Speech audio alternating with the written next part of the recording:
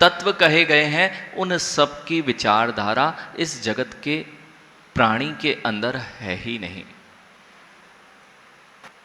क्या होते हैं तत्व, क्या है मेरा उनसे प्रयोजन, कभी हम विचार नहीं करते। और हो सकता है धर्म सभा में भी आकर, प्रवचन में भी आकर अनेक बार हमने इन तत्वों के नाम को सुना, पदार्थों के नाम को तो सुना, लेकिन क्या इनसे मेरा कोई प्रयोजन है, क्या इनसे मेरा कोई संबंध है? क्योंकि जगत में अनेक घटनाएं घटती रहती हैं, उन घटनाओं से सबसे आपका संबंध नहीं है। सुबह से समाचार पत्र में आप अनेक घटनाओं को पढ़ लेते हैं, कभी आकुल व्याकुल नहीं होते। क्यों? विदेश में बम गिरा है, मेरे यहां तो नहीं गिरा ना। बस यही भावना कि मेरे साथ कुछ नहीं होता आपको धर्म से पृथक करके रखती है। यानी विचार करना, एक बालक है, युवा है, और वह युवा चला जा रहा है अपने गाड़ी में, और जब युवा चलते हैं गाड़ी में तो उसे लगता है कि मेरे साथ में कोई दुर्घटना नहीं घटेगी। वह अपनी तेज गति में चलाता है, और हो सकता है तेज गति में किसी से बात भी कर ले, हो सकता है वह अपने मोबाइल का भी प्रयोग कर ले। क्यों? मोबाइल आएगा तो करना ही पड़ेगा। और यह सोचता है मेरी तेज रफ्तार है, मेरी दुर्घटना नहीं घटेगी। किंतु एक बार विचार कीजिए, गाड़ी में तेज रफ्तार है, बहुत तेजी से, बहुत अच्छा रोड है, अचानक से गड्ढा भी आ जाता है और उसमें बड़े बड़े दुर्घटना घट जाती है। मेरे साथ नहीं आएगा। जब आप चलाते हैं तो मेरे साथ सामने गाय नहीं आ सकती, मेरे सामने कोई पशु पक्षी नहीं आ सकता, उनके प्राणों की तो तुम्हें चिंता नहीं है।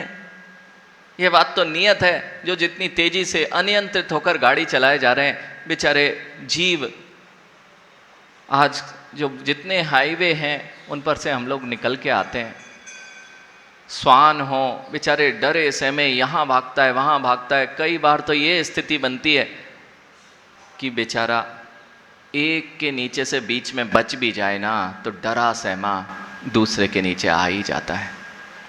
आपके सामने तो कोई पशु नहीं आ सकता ना, आपके सामने तो कोई गड्ढा नहीं आ सकता ना, आ भी जाए तो आपकी तो दुर्घटना नहीं होगी ना।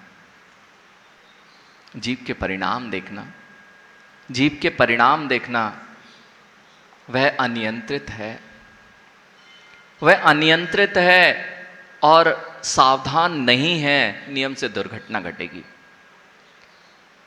गति बहुत अधिक है, नियंत्रण का कोई सवाल नहीं है, सावधानी रखी नहीं जा रही है, फिर भी कहता है मेरे साथ नहीं घटेगी, मैं तो चला जाता हूं। ये कारण ही तो है जिससे दुर्घटना घटती है। पंकज, कोई व्यक्ति बहुत तेजी से रफ्तार से गाड़ी चला रहा हो और मोबाइल आ गया, उसमें मैसेज आ गया, अब मैसेज ही तो देखना है, बजेगा तो देखना ही पड़ेगा। ऐसा करो, आप अनुभव करके देखो, सभी लोग बहुत तेज 100 से ऊपर की 150 तक की आजकल लोग चला रहे हैं गाड़ी। आप बैठ जाइए गाड़ी में, अभी बैठ जाइए, बहुत तेज गाड़ी है, आप सब बैठे हुए हैं और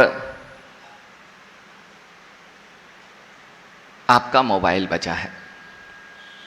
अब जरा तेज गाड़ी में ड्राइवर सीट पर आप हैं और 5 सेकंड के लिए आप सब अपनी आंखें बंद कर लीजिए। कितनी देर के लिए? ड्राइवर सीट पर हैं और 5 सेकंड के लिए आप अपनी सारे लोग आंखें बंद कर लीजिए।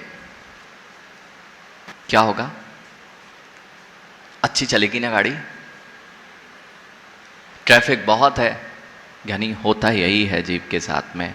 वह असावधान है, जो जहां करने योग्य नहीं है तो वहाँ भी वही कार्य कर रहा है। नियंत्रित करने कहो तो वह नियंत्रित करने तैयार नहीं है, और यदि गति बहुत अधिक है तो भी कहता है अरे मज़ा ही नहीं आ रहा है, इतनी धीरे चला रहा है गाड़ी।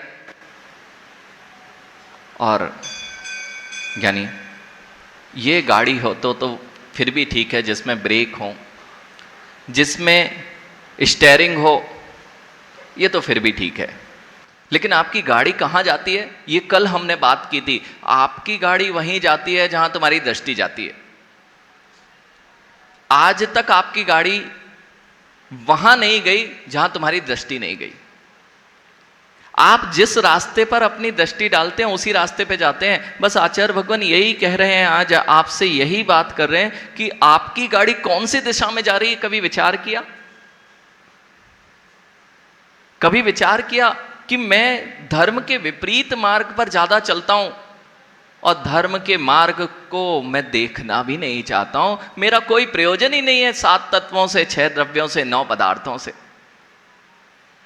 दिशा कौन सी है आपकी? अरे यहां से सतिन भैया आपको जाना था जिनालय, और मुझे पता है जिनालय का मार्ग यहां से जाने के बाद बाएं हाथ की ओर है, और आपने अपनी गाड़ी को दाएं हाथ पर मोड़ रखा है। आप जिनालय पहुंच जाएंगे ना? आप लोग जिनालय पहुंच जाएंगे। अच्छा, जिनालय दुख का कारण है ना? मंदिर धर्म तो दुख के कारण है ना? आप चाहते सुख हैं, लेकिन गाड़ी की दिशा सुख की दिशा में नहीं है, दुख की दिशा में है। महाराज जी ऐसे करेंगे तो घर कैसे चलेगा? आपकी मान लेंगे? सत्य तो यही है मुकेश भैया, अगर मुनियों की मानने लग जाए आदमी तो दुखी ना हो, लेकिन मुनियों की मानता नहीं है, इसलिए तो बड़ा दुखी है। अरे जिनेंद्र भगवान की अपन जैसों ने नहीं मानी, इसलिए तो पंचम काल के दुख देखने आए। अब नहीं मानोगे तो तैयारी कर लो छठे काल की। तैयार है? अरे तैयार है क्या? तैयार नहीं है क्यों? मेरे साथ नहीं घटित होगा। अच्छा ये देखिए, आपने पुराण ग्रंथों में अनेक बार बहुत सारी पुराण कथाएं पढ़ी हैं, वे सब तो ऐसे ही है ना, उसका कोई मायने नहीं है ना। जैसे समाचार पत्र में आप अनेक चीजें पढ़ते हैं कि बहुत तीव्र गति के साथ कोई चल रहा था और तीव्र गति के साथ अनियंत्रित गाड़ी हुई और उसने असावधानी बरती, उसकी दुर्घटना घट गई। आपने भी ऐसे ही पुराण ग्रंथों में पढ़ा कि जब मैं 5 पाप करता हूं, जब मैं 4 कसायों से लिप्त होता हूं, जब मैं 5 इंद्रियों के विषयों को तीव्रता से भोगता हूं, तब उस जीव की गति दुर्गति होती है। आपकी नहीं होगी ना तो आप 5 पाप करते हैं, ना 4 कसाएं आपके जीवन में आती हैं, और ना 5 इंद्रियों के विषय भोग आप भोग रहे हैं। आपकी तो नहीं होगी गति दुर्गति। अरे विचार करना पड़ेगा। सब जीव इसी रफ्तार से चल रहे हैं, और आज के युवाओं की जो दौड़ है वह तो और तेज हो गई है। वह ऐसी है कि नियंत्रण की बात नहीं कीजिए। कितनी अच्छी गाड़ी होगी वह जिसमें स्टीयरिंग नहीं होगा, और जिसमें ब्रेक की तो बात ही नहीं कीजिए। ब्रेक अच्छी चीज है क्या? कोई अच्छी चीज होती है क्या ब्रेक? ब्रेक तो कितनी गंदी चीज है, जो हमें हमारी गति को अवरोध करती है, उसका नाम ब्रेक है। आज हमारी गति को अवरोध नहीं मिलना चाहिए। और स्टीयरिंग दिशा निर्देश में किसी की सुनूंगा क्या?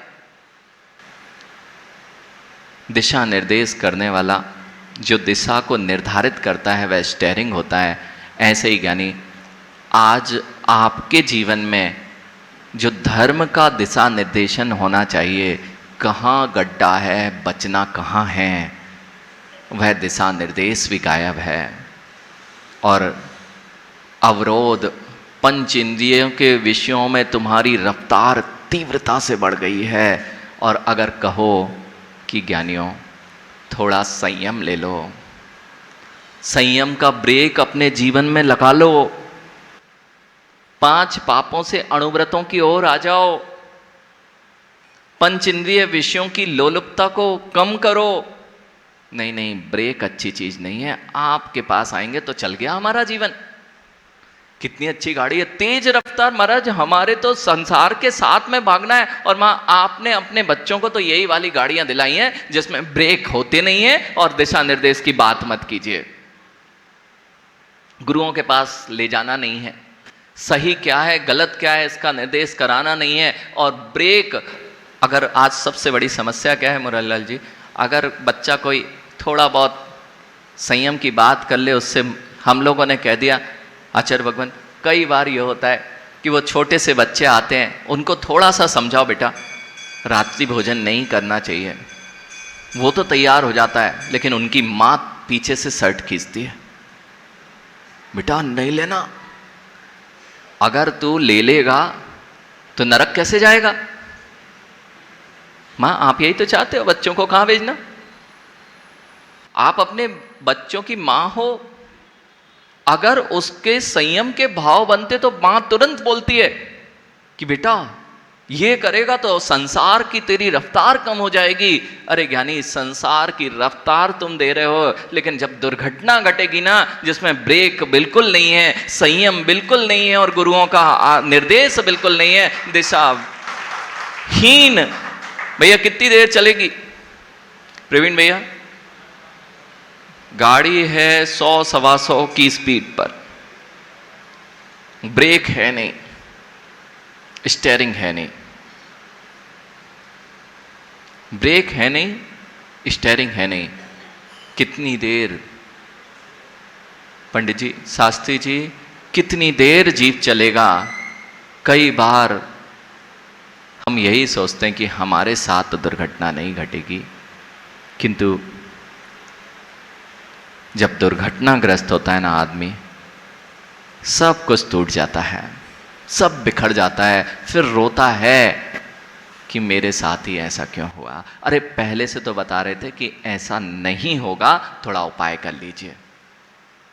आप बहुत समझदार लोग हैं, बहुत समझदार लोग हैं। जब माँ, अभी मुझे पता है गर्मी के दिन थे और बारिश आने वाली थी, आपने सारी तैयारी कर ली थी, गेहूं आ गए ना, कि अब तो वो भी बंद हो गए महाराज, अब तो गेहूं भी कहां से आते, कहां से, जैसे भोजन नहीं बनाते कि अब तो महाराज जी गेहूं भी नहीं बुलवाते, अब तो सीधा फोन लगाते हैं और गेहूं भी नहीं चाहिए, अब तो सारा भोजन भी बाहर से। क्यों ज्ञानी समझना, अगर आपने तैयारी की थी कि नहीं, बारिश के दिन आने वाले थे, सारे भोजन को, गेहूं को आपने पहले से सुरक्षित कर लिया था। क्यों, अगले समय, अगला मौसम आने वाला है, बारिश आने वाली है, उस समय पूरे साल भर कौन सा भोजन करोगे, जो आपने गेहूं को बहुत अच्छे से सुखाकर और उसको रखा था।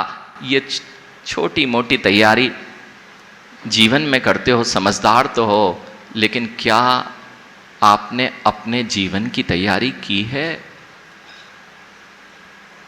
मौसम बदल जाएगा ना और भोजन को कुछ नहीं होगा, उसकी तैयारी आज से करना होती है।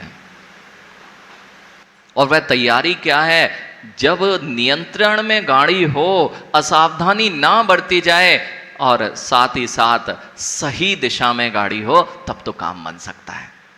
आपकी सबकी सही दिशा में है गाड़ियां, सबके पास ब्रेक हैं, आपके साथ तो दुर्घटना नहीं घटेगी ना। अच्छा, ये पुराण ग्रंथों में तो कथाएं लिखी होती हैं मुरलीलाल जी, पुराण ग्रंथों में तो कथाएं लिखी होती हैं, कषाय करने से जीव को क्या क्या परिणाम भोगने पड़े, ये बात वहां लिखी। एक जगह लिखा, अगर आपने पद्म पुराण पढ़ा हो तो उसमें तो लिखा कि यदि मैं, लक्ष्मण जी जब विशल्या को छोड़ के जा रहे थे, तब ये लिखा उन्होंने, ये भावना भाई कि मुझे आपके साथ चलना है, अगर आप लौट के नहीं आए तो आपकी तारीफ की। वहां पंचम काल के ना आप लोग, वहां लक्ष्मण जी ने कहा यदि मैं लौट के नहीं आऊं तो मुझे पंचम काल का मनुष्य बनना पड़े, और जो पाप रात्रि भोजन करने में लगता है वो पाप मुझे लगे। तो आप लोगों की तारीफ हुई ना कि पंचम काल का, यानी सोचिए जैसे आप छठे काल में जाना नहीं पसंद करते, यानी पंचम काल में उत्पन्न होना कितना जघन्य कार्य था, और हम सब बैठे मुस्कुराते हुए कि हम पंचम काल में आ गए हैं। लेकिन फिर भी मुस्कुरा लो। देखो अभी नदियां सूख चुकी थी। मुरारीलाल जी, कई बार जब आदमी प्यासा होता है ना मुकेश भैया, प्यासा हो, बहुत तीव्र प्यास लगी हो, गर्मी से बिल्कुल तृषातुर हो चुका है, और सामने पता चल जाए कि वहाँ एक तालाब है, सरोवर है, पास ही में है, वहाँ पहुँचेगा कि नहीं? जल्दी से पहुँचेगा, दौड़ेगा, लेकिन पता चला वो अभी सूख गया। अब क्या? अब क्या करे? यानी जल्दी से लौट के मत आना। जहाँ पर सरोवर था ऊपर से सूखा जरूर है, लेकिन थोड़ा सा खोदने का प्रयास करोगे तो उसके नीचे पानी मिल जाएगा।